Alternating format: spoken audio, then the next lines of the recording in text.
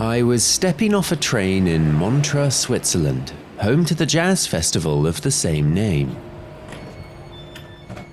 And as I recorded ambience of the street on my way to the hotel, I stumbled on a hypnotic soundscape. The serenade of birdsong, accompanied by the twang of a distant bassist and thumping drummer, doing a sound check ahead of a big show on the lake stage. Little did I know this would be a juxtaposition which would capture the essence of the town perfectly. Well, I think the first thing I noticed was just how beautiful it is. We have palm trees, we have the lake. A little gem on the shore of the Lake of Geneva. And I feel like this festival is really elegant and prestigious. If you go back 40 years, Ella Fitzgerald, Nina Simone. the founder of this festival was just a real lover of music. The people who come here and the people who play here, it's kind of the place to be. Because it's a very special type of energy that you can find here in Montreux. I think this is really inspiring for musicians too. I got to see a free concert last year, and now that person's become one of my favourite artists. She was in the Montreux Jazz? Yeah, she went to the Montreux Jazz for free last year. This epicenter sort of music, and I think it's just like fostering a space of a lot of openness. And although it may be called a jazz festival, the artists it attracts extend so much further beyond the genre. Whether it's musical icons... Her parents went to watch Sting and Lenny Kravitz. They thought it was absolutely amazing. or the hottest artists who've exploded onto the scene in recent years. Really, really excited to watch Ray. Ray! This is a festival like no other. You're listening to a series exploring the 9 Swiss top events, hosted by me, Jack Boswell, and presented by Switzerland Tourism and Swiss Top Events. This is Views from the Top. Episode 4, The Montreux Jazz Festival. Nestled on the shore of Lake Geneva, at the foot of the Alps, Montreux sits at the edge of the Vaud, or Swiss Riviera. Walking along the promenade during the festival, you're greeted by the sizzle of street foods wafting over you from nearby stands, music coming and going as you pass the different stages. And it's because of all this, there are 15 stages and over 400 concerts, it can be difficult to know where to begin with Montreux. But for me, the most exciting part of the festival, perhaps the most important part, is the Memphis, an intimate club where something very special happens late every night. Bonsoir Montreux Jazz, hello everybody. A marathon of creativity which speaks to the themes I wanted to explore in this episode. Montreux's dizzying past, its setbacks and surprises, its approach to sustainability in the face of a changing world but also a changing music industry, the artistry, the dazzling famous faces, some of which Montreux has helped launch, as well as the icons of tomorrow. I'm talking about the jam session. Welcome to the jam session. Bienvenue à la jam session du Montreux Jazz. A jam session is different musicians and singers and people that feel music, play music, getting together. Most of the time people don't really know what they're going to play. So it's either they get on stage and they just jam, which is you find a key and then everybody aligns and then the music gets created and then the magic happens. Or you also have, sometimes people want to sing a song and play a song, and then if people know the song, they'll get on stage together and yeah, they organize it. And it's a lot of love and a lot of jazz. That's Asila, the host of the jam, which takes place every night from 10 p.m. to 5 a.m. You heard that right, 5 a.m. Do you find that over the course of the night, because it runs till 5 in the morning, that the feel of the music changes? Of course, I feel like the music is always changing. What makes the music is the people, so different people, different music, different groups, you know. Putting people together has a lot to do as well with the kind of energy you're going to have on stage. That's why it's important to have someone where you can feel people's energy and ask them what kind of genre of music they want to play. It's almost like you're a musical matchmaker. You're bringing people together and deciding who's going to work together. Do you think there's any truth to that? I think there is, yeah. I think everybody that's hosting a jam is a bit of a musical matchmaker because you have to feel people's energy, you have to feel the vibe, and musicians, we have something in common, it's the love of music. What is the true essence of it, I think, is people getting together, giving the best of themselves for 2 weeks at the service of music, at the service of love, at the service of timeless evolution, timeless jazz, Even though we have a lot of pop at the Montreux Jazz Festival, the Memphis stage is still very much the jazz scene, and it has history. Everybody that's involved in the festival, it's thousands of people, they all do a great job, and they all do it all at the service of music. Because, we're in 2024, but in 100 years, maybe they will talk about these editions, and I'm very proud to be a part of it. But before there were thousands of staff, workers and volunteers pouring their heart and soul into making it happen, there was one man, Claude Nobs. My name is Thierry M. Salem. I was Claude's partner in life and also mainly in work for almost 25 years with him. Thierry is also the founder of the Claude Nobs Foundation, which preserves Nobs' incredible archive. From the very beginning, Claude insisted on recording every single concert. In 59 years, we have recorded 6,000 concerts with the greatest artists from both century, 20 and 21st century. My first day in Montreux with Claude, there was a phone call I answered, and that was a guy named David who wanted to speak to Claude. And in fact, it was David Bowie, and he came to the chalet right after that with the full band of Queen. What was very important to Claude is to take care of artists in order for them to give their best on stage. He was always in the lobby of the hotels to wait and to organize the life in Montreux for the artists and the musicians. It all started in the 60s with an ambitious plan. The idea was to animate this little city of Montreux, who was a sleeping city. Claude worked at that time at the tourist office and decided, with a little budget of $10,000, to build this festival. And build it he did, bringing over everyone from Aretha Franklin, Ray Charles, Nina Simone, to B.B. King, Bob Dylan, Leonard Cohen. And of the many stories about Claude over the years, it was Deep Purple and Smoke on the Water, which he's most famous for. Pretty much anyone in Montreux can tell you this story. It was 1971. Deep Purple decided to come to Montreux to record some songs in the casino, and at that time an event was happening at the casino. It was Frank Zappa. So Frank Zappa played, and a stupid guy was so happy during the concert that he has lighted a flare gun. Someone threw a flare in the venue. It's something you use on the boat, And the fire started. And it all started to burn. At the beginning, people didn't realize that it was really serious. And we have the recording when Frank Zappa is saying, "Fire, fire."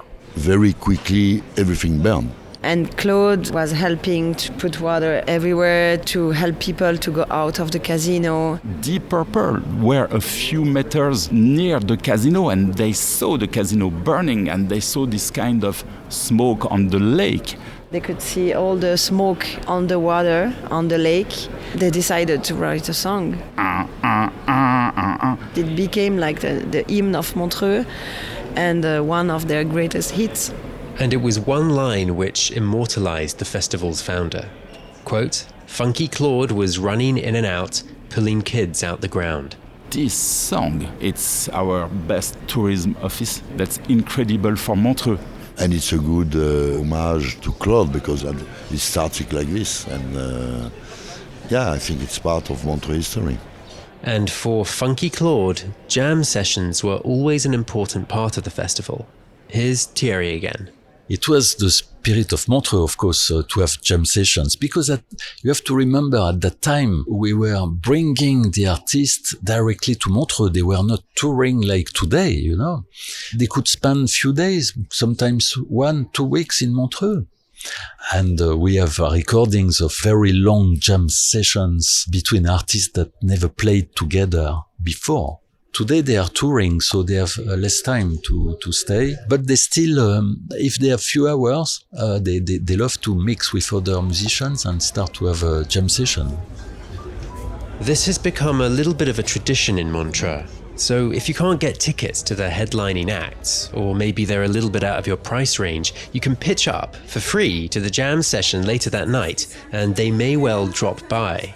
We have a very special person in the house. This is going to sound incredibly staged, but I swear on the legacy of Claude Nobbs that what you're about to hear was a complete coincidence as I was hanging out at the Memphis late one night.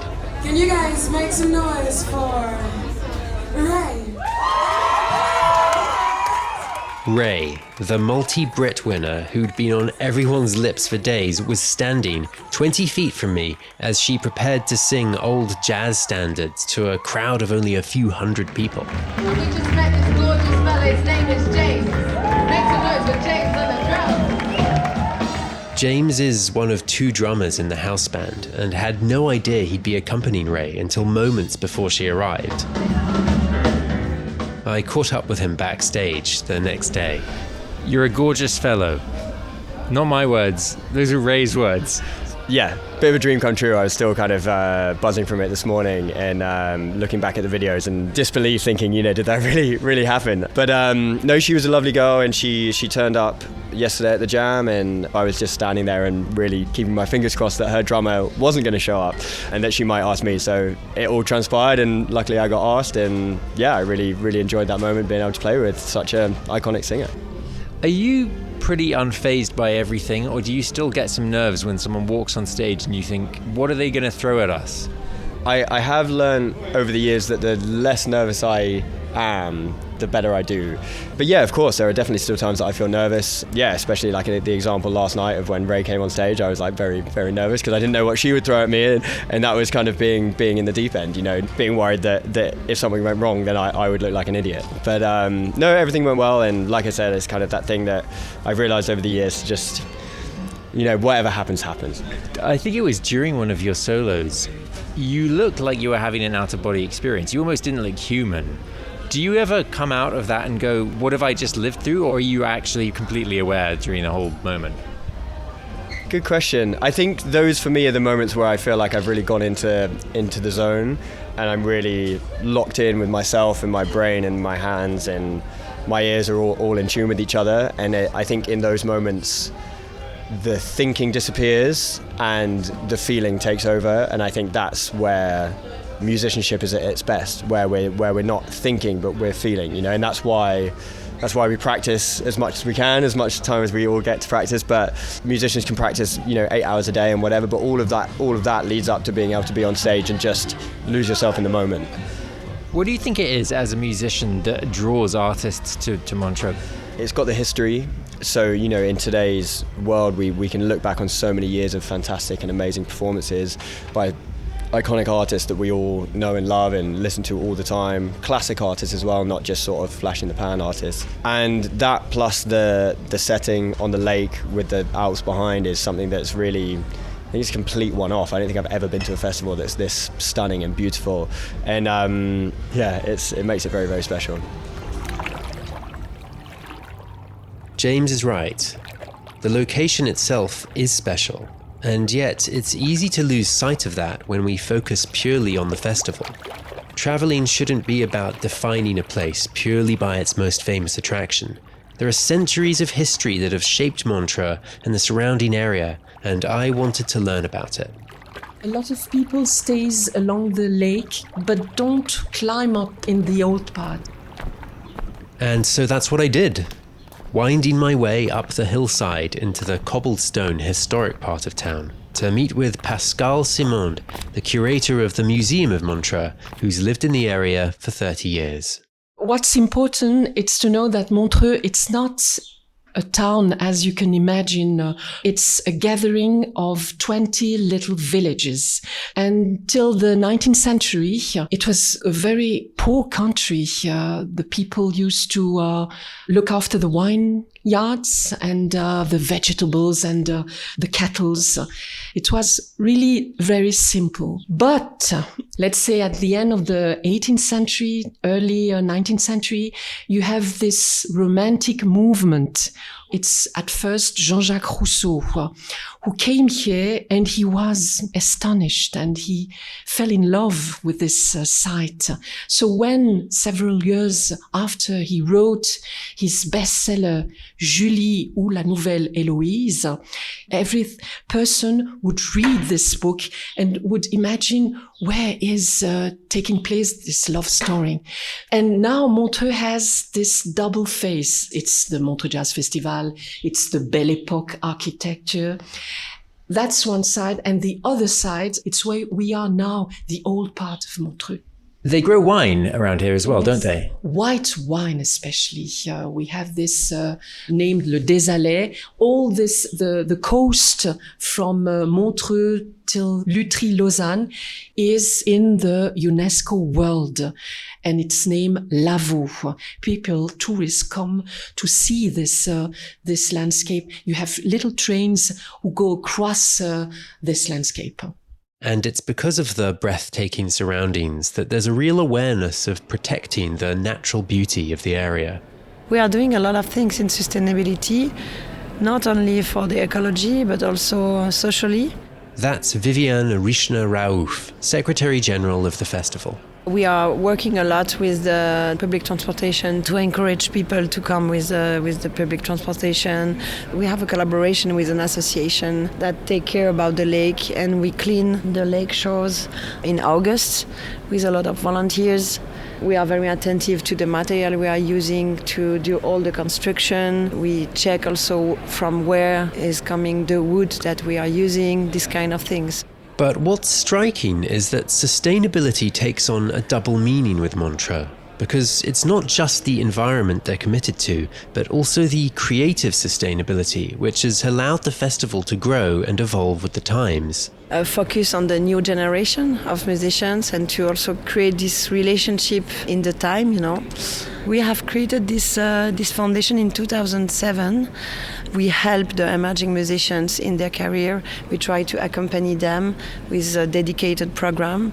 We have now a small festival in autumn called Montreux Jazz Festival Residency. We gather everyone and we invite some mentors who spend some time with them. So Montreux has always been a place where people know that they can really discover musicians that will have a real position, a real role in the jazz scene.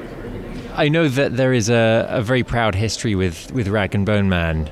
Actually, Rag and Bone Man, they discovered Rag and Bone at a festival in the Netherlands, and they were so impressed by his voice. But at this time, he was like a nobody. So we invited him. It was in 2016. It was the 50th anniversary of the festival. So the press conference was taking place in Territet, where Claude Knops had the first premises of the festival. And actually it was where his father had the bakery. Claude has a garage to put the different cars of his collection. And so we turn this garage into a concert venue or event venue for the press conference, and Rag and Bone was performing for the press conference. So it was a big moment because a lot of people was really discovering him, and they were like, wow, who is this guy? What a voice, this is crazy. And we had this long relationship with him, and this is also something we try to do with some musicians for who we have a coup de cœur, to show them that we are always here to support them in their different step of their career. So Rag and Bone came a few times this last 8 years, and yesterday it was amazing to see him to share the stage with Sting. This sentiment about nurturing new talent and looking to the future is echoed by Mathieu Jaton, the CEO of the festival, who picked up the mantle after Claude's death in 2013. Do you feel a tension between staying true to the past and how you adapt for the future? Attention? Yeah, I mean that you took on this role and you have these incredible shoes to fill and this incredible legacy, but you do also have to think about how it evolves. Oh yes, definitely. I don't see any tension on that, especially because I never felt I have to fill the shoes of Claude. That's exactly the point.